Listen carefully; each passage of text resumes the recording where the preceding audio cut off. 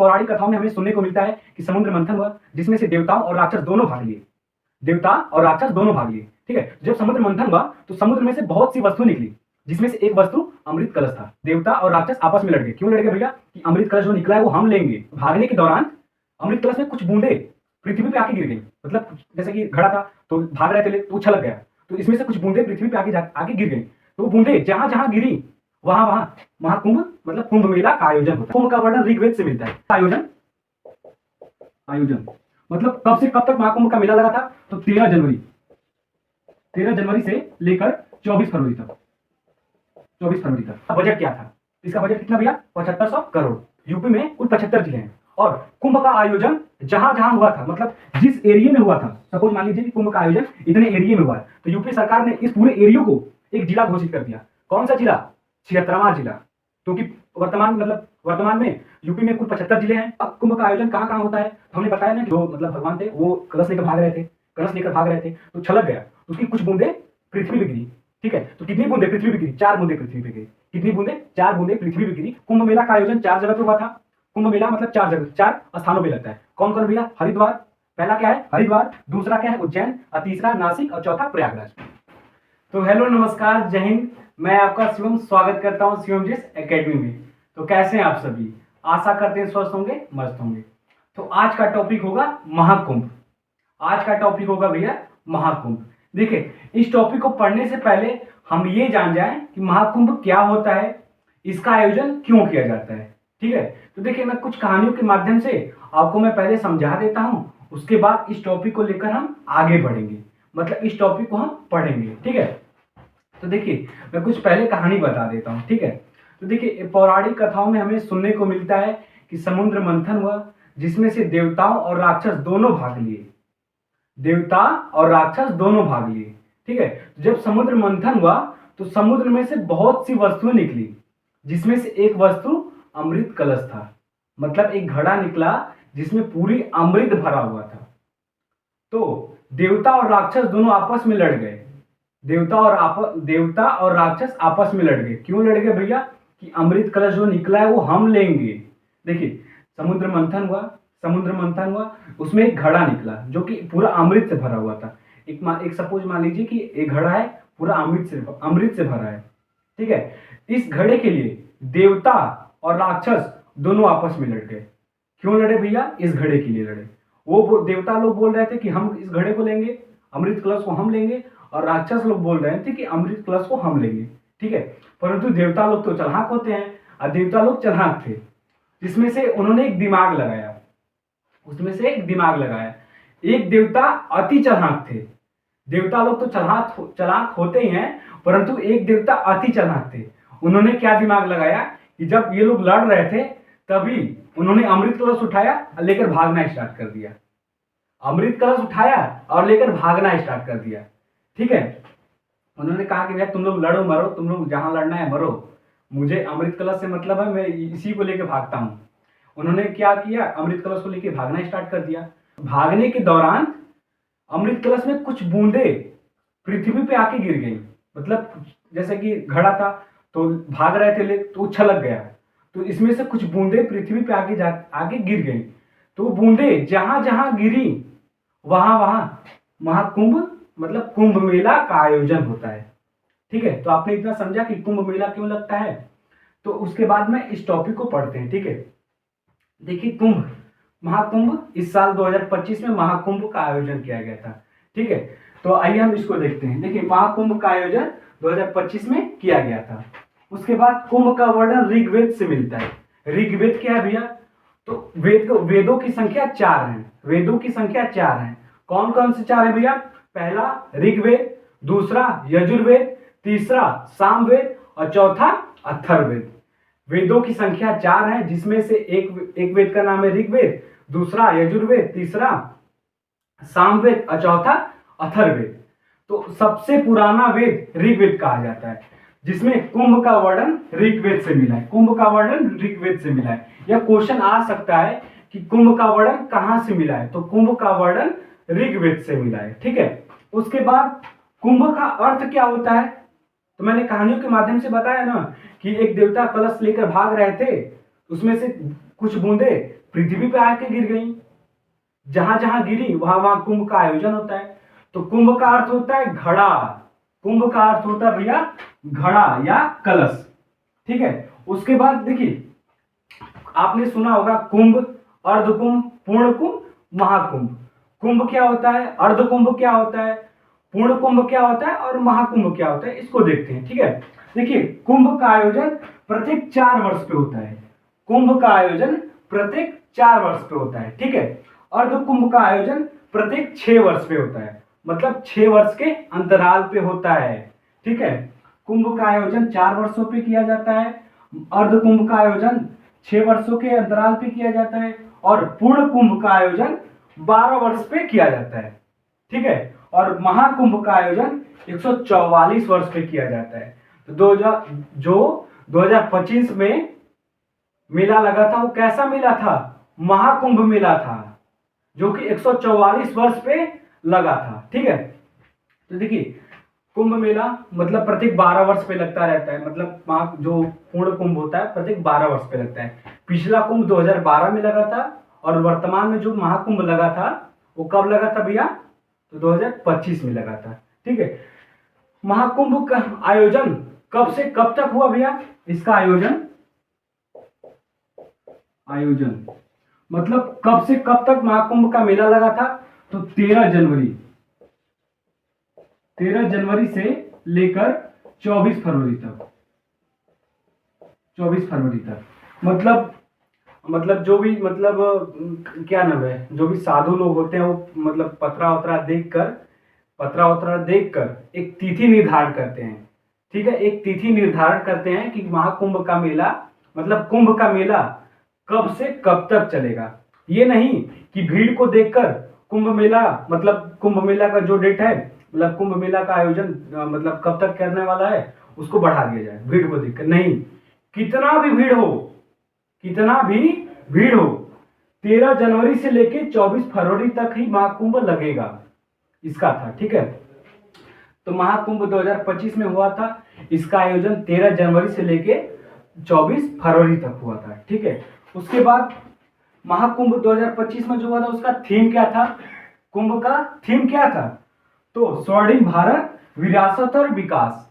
देखिए, मतलब क्वेश्चन आते हैं कि थीम क्या है, ये क्वेश्चन आ सकता है, संभावनाएं हैं कि महाकुंभ 2025 का आयोजन हुआ था, उसका थीम क्या है। उसका थीम क्या भैया, स्वर्णिम भारत, विरासत और विकास। ठीक है। और दूसरा क्या था भैया, भव्य, दिव्य और नव्य। ठीक है, इसका थीम था। और देखिए, महाकुंभ मेला हुआ था, इसमें सरकार ने कितने रुपए खर्च किया था, तो महाकुंभ का बजट कितना था, बजट मतलब सरकार कितना खर्च किया था इस मेला को आयोजन मतलब इस मेला का आयोजन कराने समय कितना सरकार ने खर्च किया था, 7500 करोड़ रुपए खर्च किया था। महाकुंभ का बजट कितना था, तो 7500 करोड़। कितना था भैया, 7500 करोड़। ठीक है। और कुंभ मेला में कुल व्यापार कितना हुआ, तो 3 लाख करोड़ का। सरकार ने कितना खर्च किया भैया, 7500 करोड़ रुपए खर्च किए सरकार ने, परंतु कुल कितना व्यापार हुआ, तो 3 लाख करोड़ का व्यापार हुआ। ठीक है। ये क्वेश्चन बन सकते हैं कि महाकुंभ 2025 में महाकुंभ का आयोजन हुआ था, परंतु इसका बजट क्या था, इसका बजट कितना भैया, 7500 करोड़। ठीक है। उसके बाद देखिए, यूपी सरकार ने महाकुंभ आयोजन क्षेत्र को 76वां जनपद घोषित कर दिया। 76वां जनपद क्या भैया, देखिए यूपी में कुल 75 जिले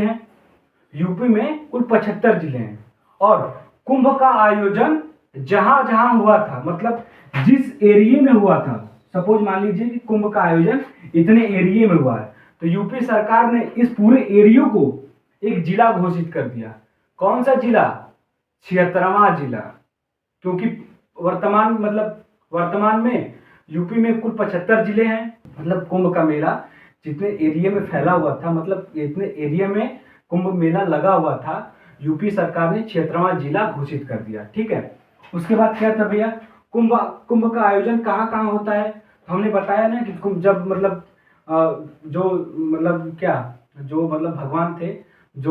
भगवान थे वो कलश लेकर भाग रहे थे, कलश लेकर भाग रहे थे तो छलक गया, तो उसकी कुछ बूंदे पृथ्वी पे गिरी।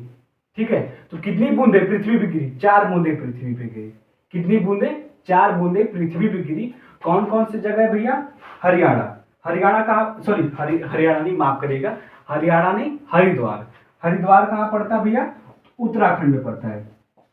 उत्तराखंड में पड़ता है। देखिए उत्तराखंड क्या है भैया? उत्तराखंड एक राज्य है जो कि उत्तर प्रदेश का एक खंड है। उत्तर प्रदेश से ही टूटा हुआ एक राज्य है जिसका नाम है उत्तराखंड। सन 2000 में उत्तराखंड उत्तर प्रदेश से टूटा। ठीक है, तो हरिद्वार, हरिद्वार किस नदी के किनारे है? तो हरिद्वार गंगा नदी के किनारे है। ठीक है, कुंभ मेला का आयोजन 4 जगह पे हुआ था। कुंभ मेला मतलब 4 जगह, 4 स्थानों पे लगता है। कौन कौन भैया? हरिद्वार, पहला क्या है? हरिद्वार, दूसरा क्या है? उज्जैन, और तीसरा नासिक, और चौथा प्रयागराज। हरिद्वार कहाँ भैया? उत्तराखंड में है। उज्जैन कहाँ है? मध्य प्रदेश में है। उज्जैन कहाँ भैया? मध्य प्रदेश में है। और नासिक कहाँ भैया? महाराष्ट्र में है। महाराष्ट्र, महाराष्ट्र। और प्रयागराज कहाँ भैया? तो उत्तर प्रदेश में है। प्रयागराज उत्तर प्रदेश में है। ठीक है, तो देखिए हरिद्वार किस नदी के किनारे है? यह भी क्वेश्चन बन सकते हैं कि हरिद्वार किस नदी के किनारे है, नासिक किस नदी के किनारे है, प्रयागराज किस नदी के किनारे है। ठीक है, उज्जैन किस नदी के किनारे है? तो हरिद्वार गंगा नदी के किनारे है। ठीक है, और उज्जैन शिप्रा नदी के, सॉरी शिप्रा नदी के किनारे है। और नासिक गोदावरी नदी के किनारे है। और प्रयागराज, प्रयागराज संगम, मतलब गंगा यमुना सरस्वती तीनों का संगम है। प्रयागराज संगम पे है। ठीक है, देखिए प्रयागराज पे 2025 का जो महाकुंभ लगा था वो प्रयागराज में लगा था, जो कि भव्य स्वागत, मतलब भव्य आयोजन था, भव्य मेला था। ठीक है, देखिए प्रयागराज से हम, देखिए प्रयागराज उत्तर प्रदेश में पड़ता है। इसका संबंध और हमारा संबंध बहुत मतलब अजीब है। ठीक है, तो ठीक है प्रयागराज। देखिए कुंभ मेला का आयोजन 4 जगह होता है। कहाँ कहाँ होता है? हरिद्वार, उज्जैन, नासिक, प्रयागराज। ठीक है, हरिद्वार कहाँ भैया? उत्तराखंड में है। उज्जैन कहाँ है? मध्य प्रदेश में है। और नासिक कहाँ है? तो महाराष्ट्र में है। और प्रयागराज कहाँ है? तो उत्तर प्रदेश में है। ठीक है, तो कुंभ मेला में कुल कितने लोग शामिल हुए, मतलब कितने लोग नहाने गए? तो देखिए सरकार का एक संभावना था कि 40 करोड़ लोग कुंभ मेला में नहाने आएंगे, मतलब कुंभ मेला में शामिल होंगे। परंतु परंतु कुंभ मेला में 65 करोड़ लोग ने स्नान किया। कितने लोगों ने स्नान किया? 65 करोड़ लोगों ने स्नान किया। तो ये क्वेश्चन पूछा जा सकता है कि कुंभ मेला में कुछ कितने लोग शामिल हुए? तो कितने लोग शामिल हुए भैया? तो 65 करोड़ लोग। कितना? 65 करोड़। ठीक है, उसके बाद देखिए महाकुंभ, मतलब यह मेला बहुत बड़ा मेला था, बहुत बड़ा मेला था। तो इसका आयोजन करने पे सरकार ने बहुत से नियम लगाए थे कि कोई घटना घट जाए, कोई दिक्कत ना हो जाए। इतना बड़ा मेला लग रहा है तो ना कोई दिक्कत ना हो जाए, कोई घटनाएं ना घट जाए। तो उत्तर प्रदेश सरकार ने, क्योंकि प्रयागराज में ही महाकुंभ लगा था, तो उत्तर प्रदेश सरकार ने कुल 12 ऑपरेशन चलाए। ऑपरेशन क्या होता है भैया? तो एक तरह से मान लीजिए तो मिशन, 12 मिशन चलाए। कैसा मिशन था भैया? यदि कोई दिक्कत होता है तो हम ये मिशन चलाएंगे, यदि कोई प्रॉब्लम होता है तो ये मिशन चलाएंगे। तो उत्तर प्रदेश सरकार ने कुल 12 मिशन चलाए थे।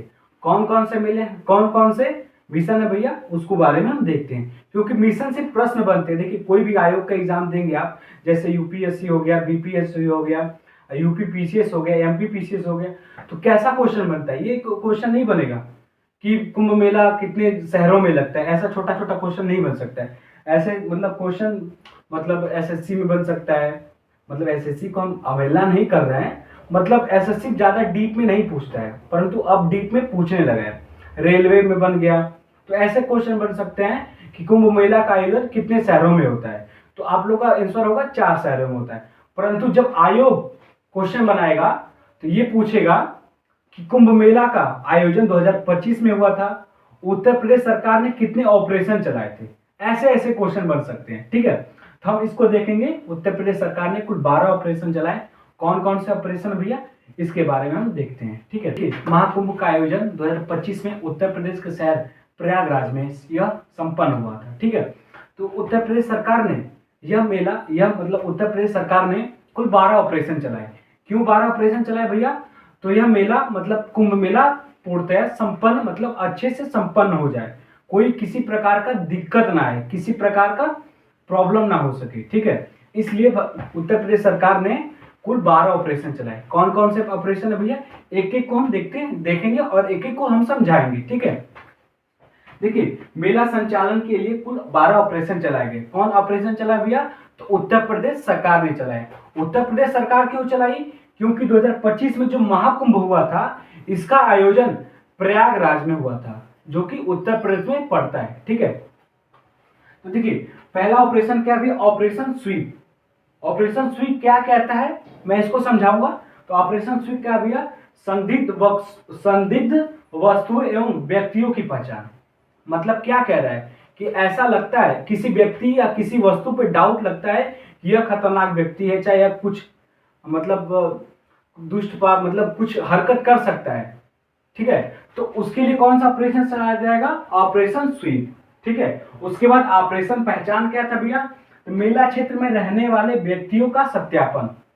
मतलब मेला क्षेत्र में बहुत से लोग थे जिसमें से प्रशासन था, कोई दिक्कत ना हो जाए तो प्रशासन था, किसी का यदि स्वास्थ्य बिगड़ता है तो डॉक्टर लोग थे। तो इन लोगों की पहचान के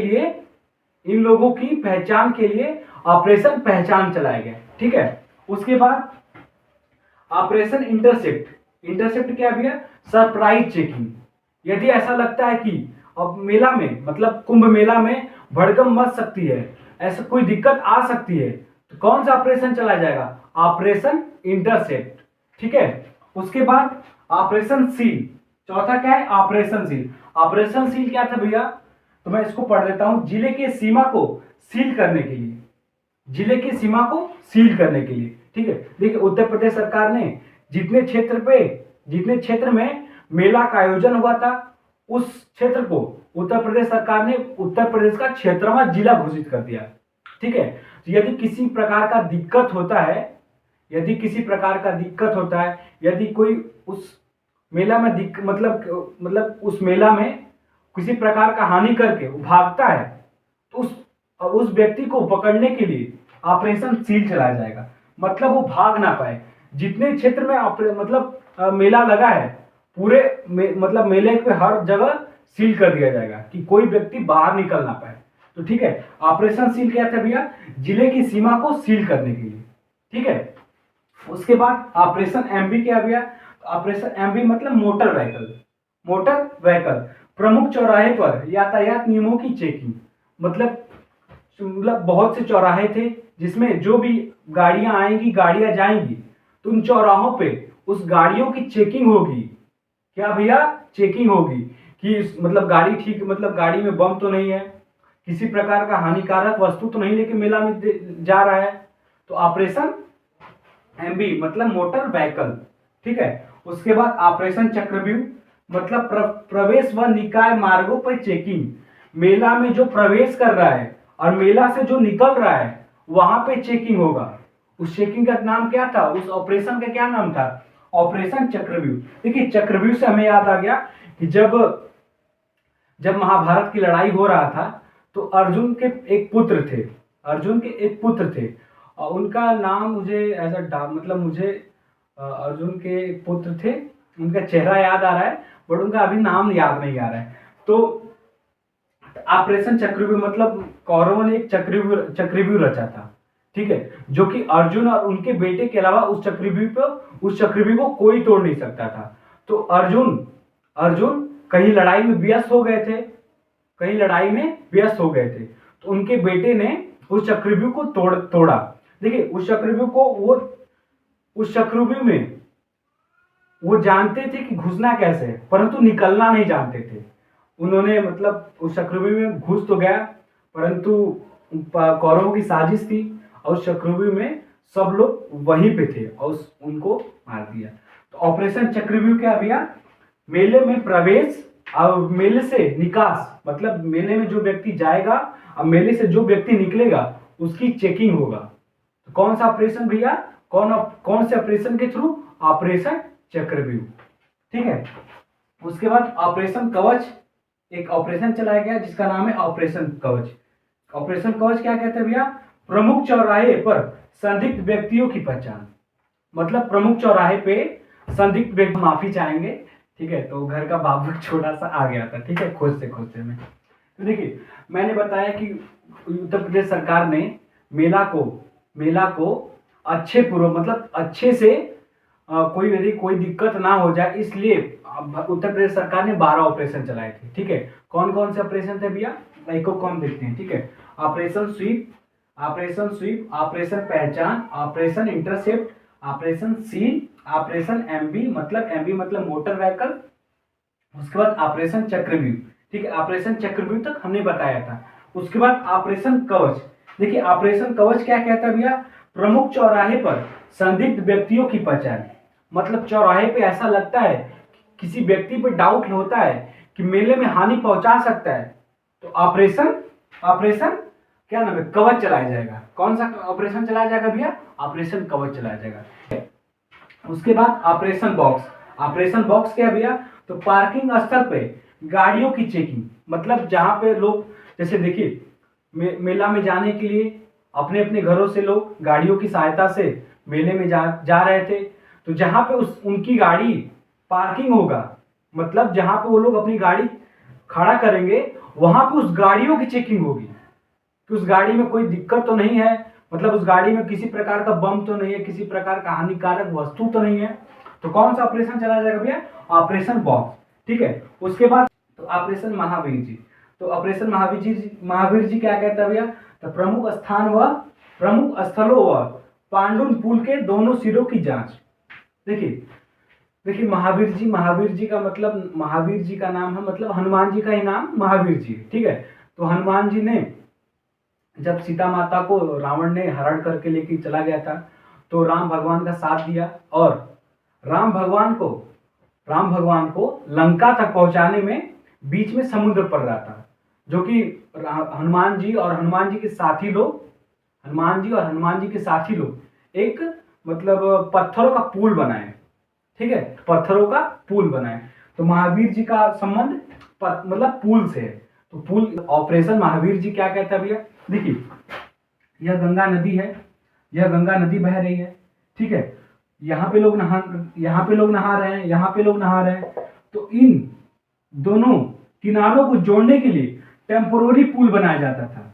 आप लोग वीडियो देखे होंगे, टेम्पोररी पुल बनाया जाता था। ठीक है, तो यहां से व्यक्ति यदि इस पार से इस पार आता है और इस पार से इस पार आता है, मतलब यहां से इस पार आता है और इस पार से इस पार आता है, तो यहां पे जो भी इधर से उधर से इधर आएगा उसकी जांच होगा।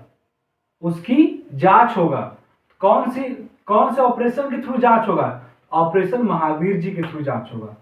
मतलब देखिए ये गंगा नदी बह रही है, देखिए गंगा नदी बह रही है। ठीक है, तो गंगा नदी के दोनों किनारों पे यदि व्यक्ति इस किनारे से इस किनारे आता है और इस किनारे से इस किनारे आता है, उस व्यक्तियों की जांच पड़ताल होगा कि यदि मतलब वो व्यक्ति मतलब किसी प्रकार का मेला में कुछ दुष्कर्म नहीं कर सकता, मतलब कुछ दुर्व्यवहार तो नहीं करेगा, मतलब हानि तो नहीं पहुंचाएगा, इसलिए उस व्यक्ति की जांच होगा।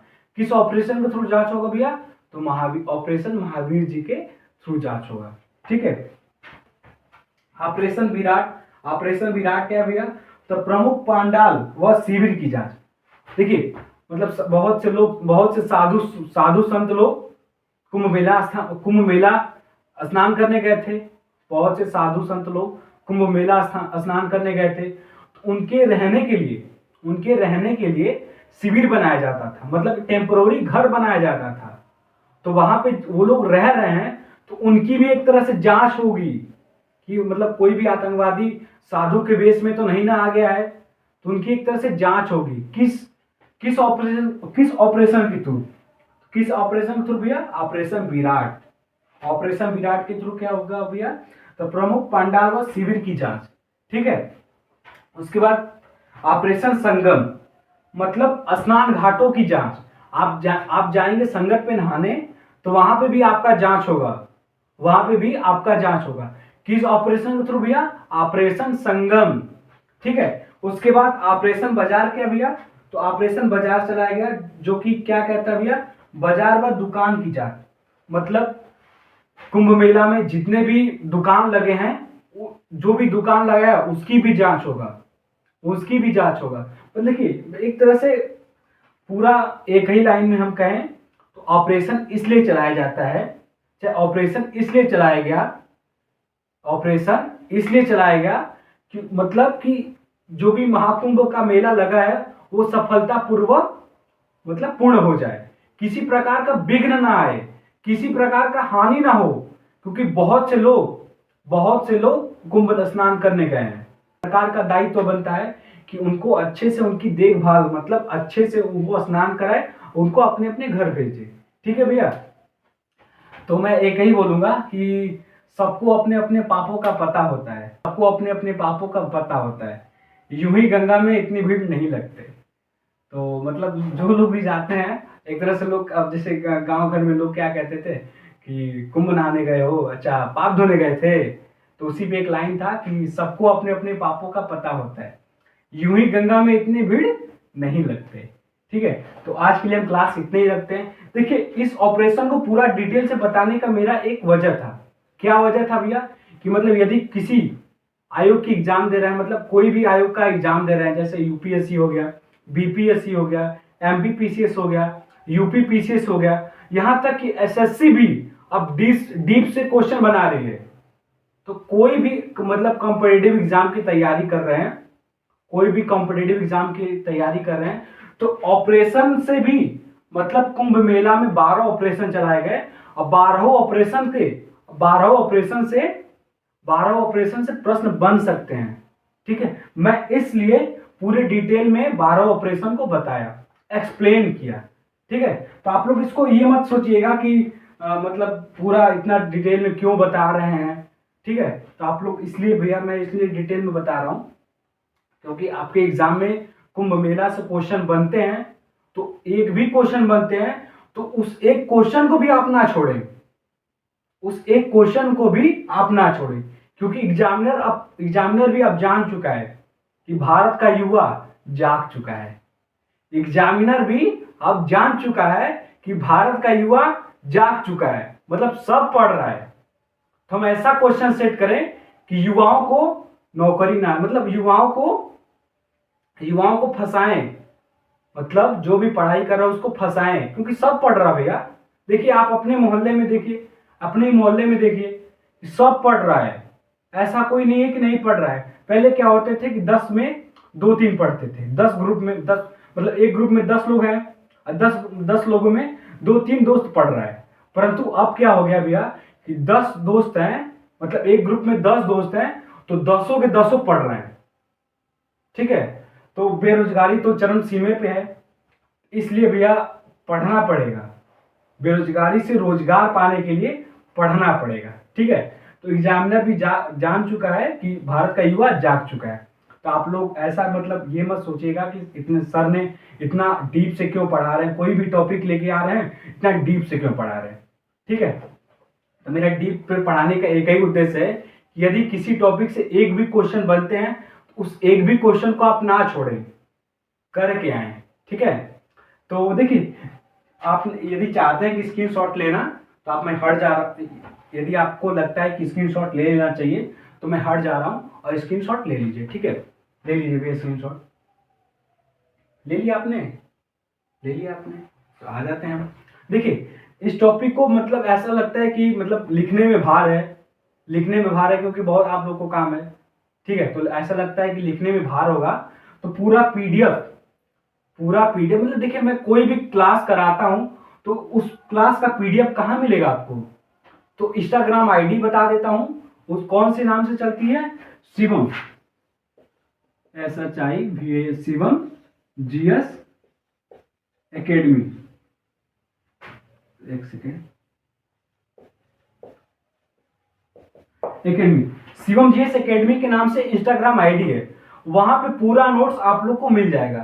ठीक है, तो यदि कोई भी मतलब मैं क्लास लेता हूँ ऐसा लगता है कि मैं नोट्स नहीं कर पाऊंगा, तो आप लोग शिवम जीएस एकेडमी के इंस्टाग्राम आईडी पे जाइएगा और वहां पे देखिएगा कि आपके क्लास का नोट्स मिल जाएगा। ठीक है, तो उम्मीद करते हैं आप लोग क्लास समझ में आया होगा, और क्लास में कोई भी दिक्कत आती है तो उसके लिए हम क्षमा चाहते हैं। ठीक है, और यदि क्लास आपको समझ में आता है तो लाइक करिएगा, अपने दोस्तों को भी शेयर करिएगा कि उनके भी एग्जाम में प्रश्न बनेंगे तो प्रश्न करके आए, छोड़ के ना आए।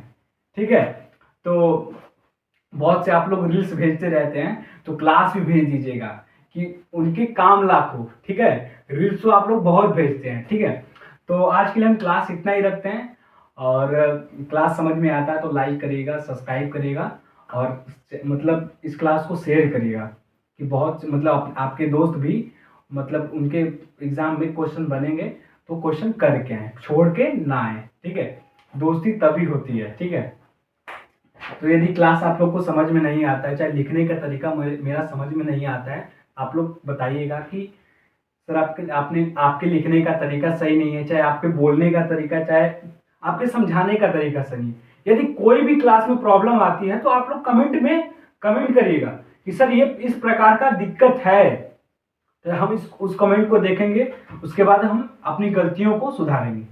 ठीक है, तो आज के लिए हम इतना ही रखते हैं, तो अगले दिन हम मिलते हैं। तो जय हिंद।